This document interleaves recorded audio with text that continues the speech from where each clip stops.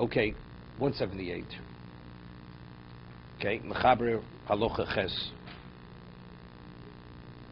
Mechaber Klonsos Hasuka B'Masber Shabarzel O Lekoshem Mivlos.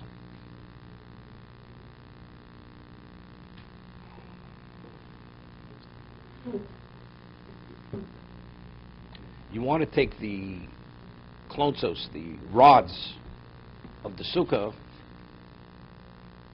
and attach them with iron nails, or tie them together with rags. What's a rag? A rag is makabel tumah, right? Below begodim, or it's no worse than shivri kalim. It's part of something that at one time was makabel tumah. So the iron nails makabel tumah, right? The nail and the rag. Pirish chatich shel begodim bluim. Pieces of one cloth. Shemkabel tumah ein kaped. There's nothing wrong with it. Let's see. What is he doing over here? Chaber maser shel barzel ze muter kuliyam afil man diosel lahamer aschach bedam makabel tumah. Came shein somech aschach ala masmerim. Before we speak about using the ladder or something that's tumah to be the support for the sukkah, for the schach. She says, if let's say you would hammer a nail in, or a metal spike, and the schach would sit on the spike, right? It would be a problem, because that's like the ladder, right? You're hammering in a spike in the wall, and that's like the ledge, which is extending from the wall of the sukkah, and now the schach is being supported by that. That's being supported by Dover Makabel Tumah. What? 1 second. He was talking about you're hammering in the wood. This is not the schach, and now let's say you have a 2x4 going across. So you're attaching the 2x4 to the wall with a nail. So this is the Dobra made is wood. It's the beam. The nail is holding the beam in place, so the beam should not fall down. But on what is the schach resting? It's resting on something which is not makabel tumah, which is wood. Okay? Or you're securing the beam with a rag. So again, the rag is double makabel tumah, right? Or at one time it was susceptible for tumah, so it's okay because the schach is not directly in contact with what is susceptible for tumah.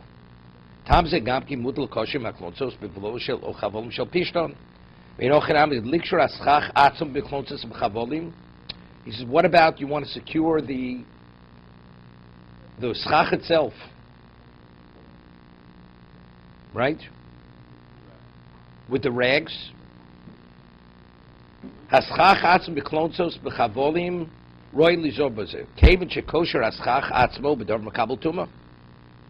Right? You want to tie down let's say you have a piece of rope.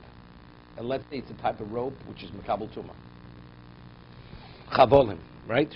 We said earlier that it's something which doesn't qualify as schach. You cannot use for schach, so you should not.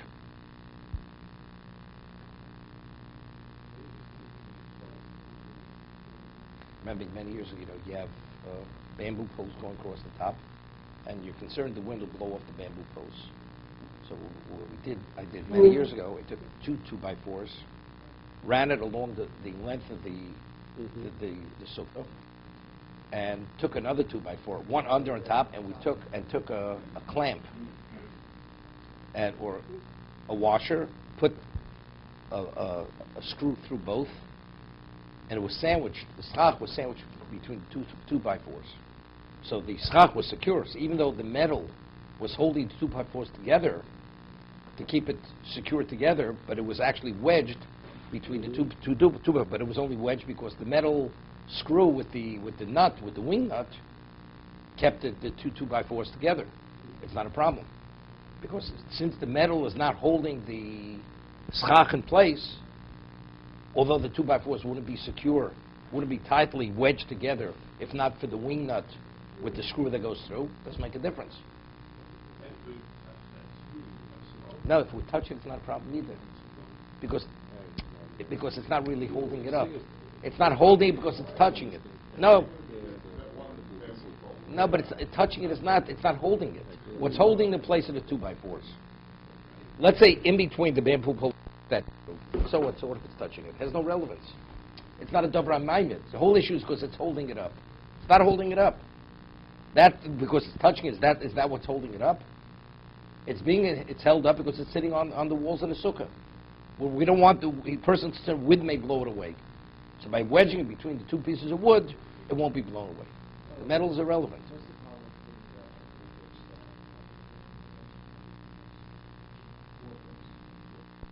He said it won't be a problem. No, because he asked the question. He says, "How do you put the schach on the wall? The wall is made of stone. One can't use stone for schach. It's because nobody would even consider using stone as a roof covering. Stone, but metal, a metal rod, these other materials, a person would. So therefore, we're concerned the person will confuse one with the other. But stone, we're not concerned somebody will confuse it. Some say maybe you could use. You put a brick on each corner. Maybe it would be good enough. Would be okay.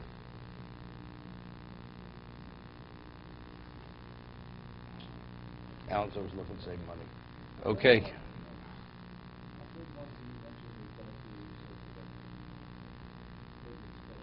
Because it's kosher. He says, royally zoyer. He says, it seems to be if you did it would be okay. It's something you should be careful. He says,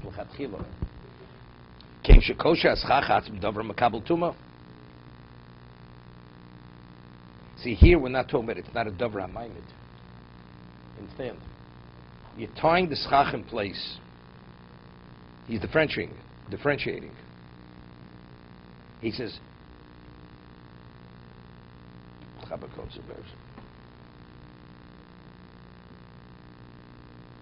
again he says, l'chaber haklotzus, yeah.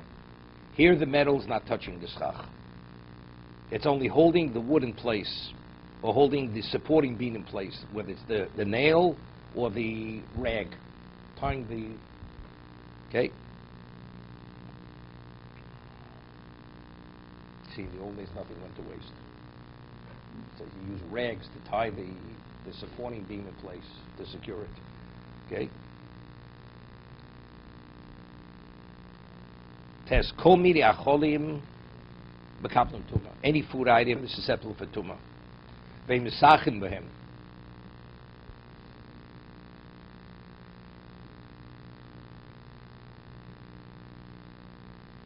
Therefore, you can't use it as schach.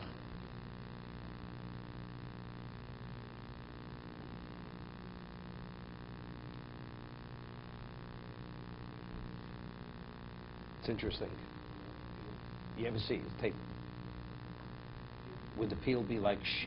Would that be, see? It's not the peel. No. It's a good question. When the peel is on the fruit, right? It's makabel tuma. Because we see the peel subsumed. It doesn't have its own identity. It's part of the fruit. Even though the peel is inedible, right? A banana peel, it's inedible. But let's say the sheretz touches the peel. The banana is contaminated, correct? Even though it's not touching the banana, the food item, the edible item, it's not. Because you see the peel as part of the banana. It's part of it. You have the rind of a watermelon, right? The rind is not edible, right? But if something touches it which contaminates, the watermelon is contaminated, okay? Because you see it. So now let's say you remove that and you would want to use it as schach. Could you use watermelon rinds as schach? Right? Seemingly not. Because again, anything which had any relevance to tuma, it's exero, it's like, in other words, the shivei kelim. Same idea. That's a rabbanon. Rabbinically, you couldn't use it. Right? It's interesting. The rice would not be, it would be no different than a broken chair. Chair breaks, you want to use the broken parts of the chair as schach. On the Torah level, you can. Rabbinically, because we're concerned. Now, it's interesting. If you ever went to botanical gardens, it's very interesting. You see what a lulav, why a lulav, to what point a lulav remains a lulav, and when it becomes a piece, it becomes the branch of the palm tree, where the leaves, the various leaves, actually they solidify and they fuse together, and then it's not a kosher lulav anymore. See, they have over there a banana stalk. Banana stalk, it could be about 30 feet high.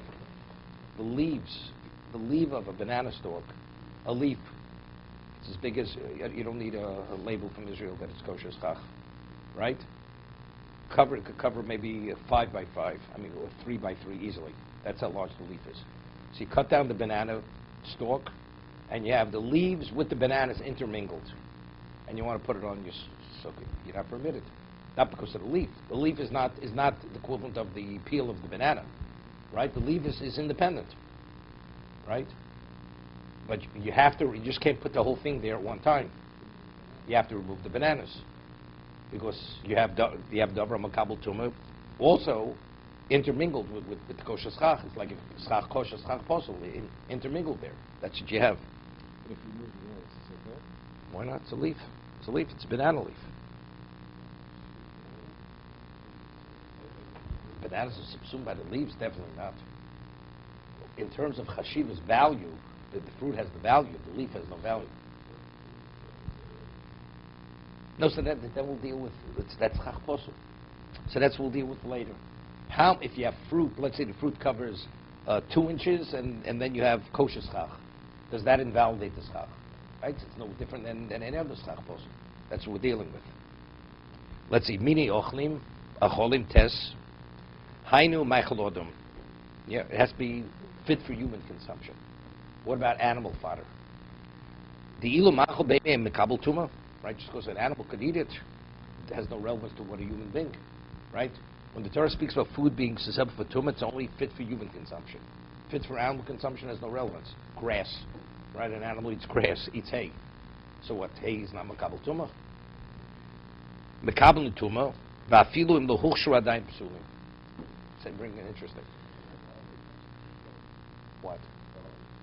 Because it's also human consumption. Good, so good. An animal will eat pollen, imported pollen to make peppers also, right? So it's interesting. If you read it literally, davar makabel tumah. If something was not initiated with a mashke, with a liquid, it's not susceptible for tumah, correct? A fruit or a vegetable has to be washed, where the owner of the fruit wanted it to become wet. Only then is the vegetable, the fruit, susceptible for contamination. It's called davar, right? That's the reason why, if you, let's say, you want to dip a cookie in milk, or you want to eat a wet fruit, either you dry it, or you have to wash your hands like Yitul Shilam without a bracha, because it's moshel kabel tumah. You dip it in milk. The person wants to dip it in his hot cocoa, right? It's a grain. I know cookies don't add a grain. Even though you say amotzi lechem minoritz, you don't say amotzi cookie minoritz, right? But it's made of a grain. A grain grows from the ground. Okay, so that's a fruit. It's moved. So if it comes in contact with liquid, it's susceptible for contamination. Okay, so you would say a fruit that was never initiated with a liquid, maybe you should be able to use it as schach, because at this point it's not makabel tumah. So the Mishna Berura says no. It doesn't mean that. It means if it's a species that has relevance to tumah, it's not valid. That's what he says. Even though it was never initiated yet, didn't come in contact with liquid, still not valid. Schach.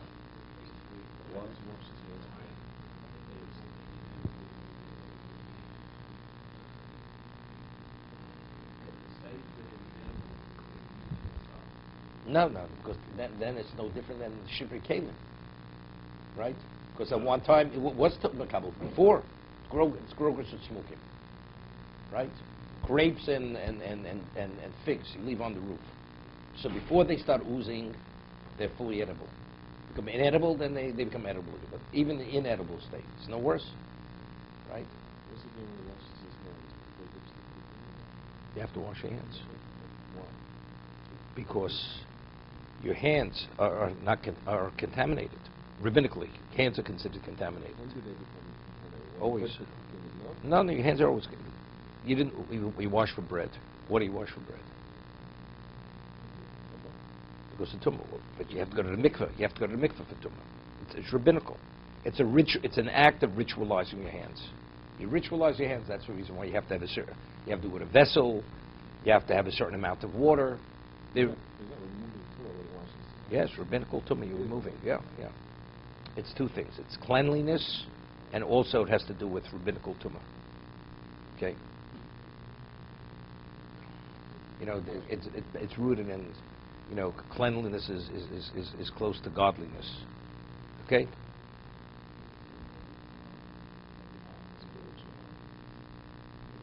Different type of tumah, different concept of tumah. Okay, you touch food before you wash your hands for bread. You don't affect the food negatively. You touch food before you wash when you wake up in the morning. That tumah actually contaminates the food. The food is contaminated. There are all kinds of halachic questions when you're permitted to eat the food. You know, you touch your fruit. It's discussed. See, Pesach Frank discusses it. You know, if you live in a Jewish neighborhood and the vegetable vendor is a Jew, he's not an observant Jew. He doesn't wash his hands properly when he wakes up. So he sets all the fruit and the vegetables in place. Or you have people, clientele, they come early in the morning, they touch all the food is touched by non-Jews, by Jews. So it comes out, the people didn't wash negovas. So the fruit, so the food you're going to buy is contaminated food. Halachically, you're permitted. The laws pertain to this. So it's cited in halacha that you should wash the fruit 3 times. That if you shop in such an area, you should wash the fruit 3 times. No. Like to remove tumah, you run it under the water 3 times. No, you just run it under the faucet 3 times, in and out, and that will remove the contamination. What about No, goy doesn't make a difference. What? So always. Definitely, it depends. See, today they change things. If you shop today, at one time, when you bought, let's say, certain food items like fruits, everything was exposed. Today, you want to buy grapes very often. It's prepackaged. So therefore, who packaged it in the back? It was packaged by a company, whatever. It was some Mexican or some Hispanic. You don't have to worry. No, Baruch Hashem, that we have such people to package the fruits and vegetables. You don't have to worry about contamination.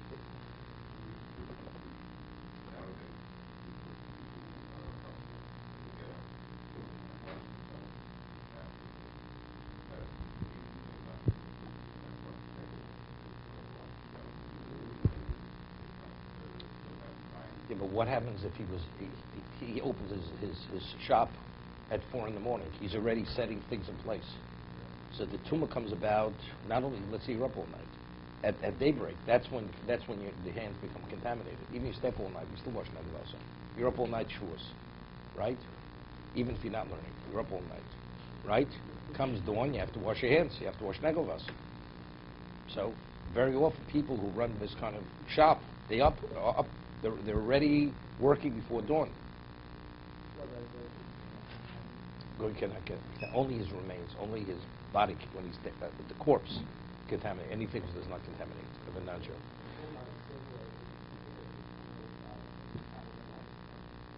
When you sleep, correct.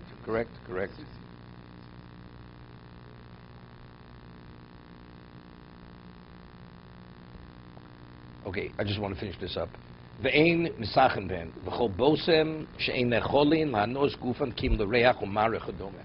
What about something which is purely for fragrance? You have herb which is pure, it's not eaten. Misachen ben, you're permitted to use that for schach.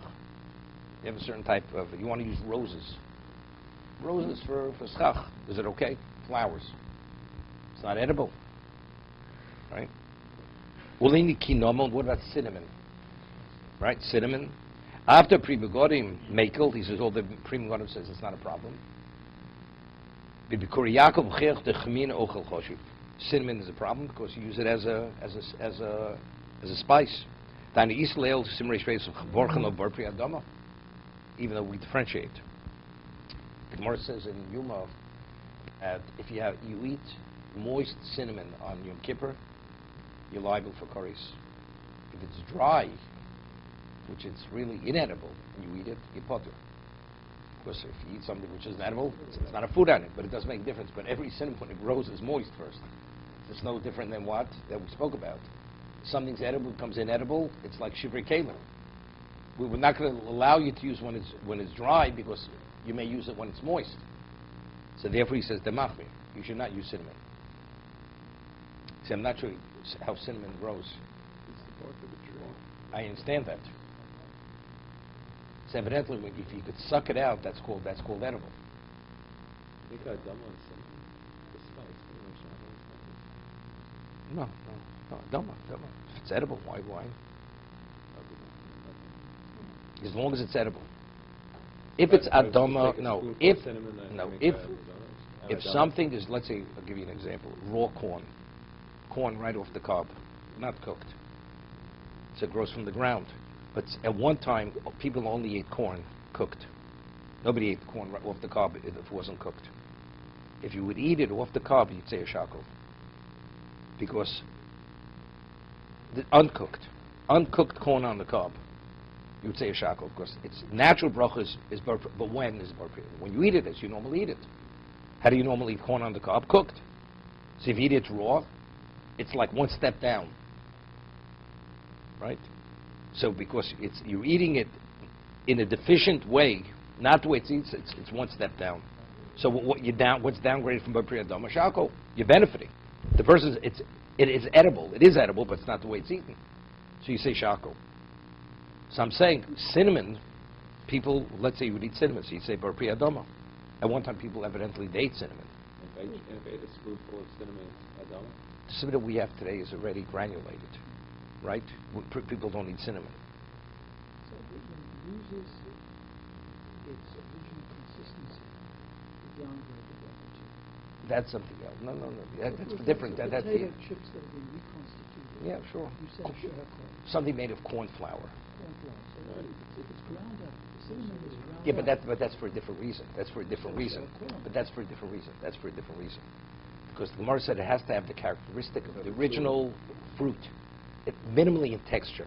So if it's pulverized, no. Here you're eating the kernel of the corn kernel.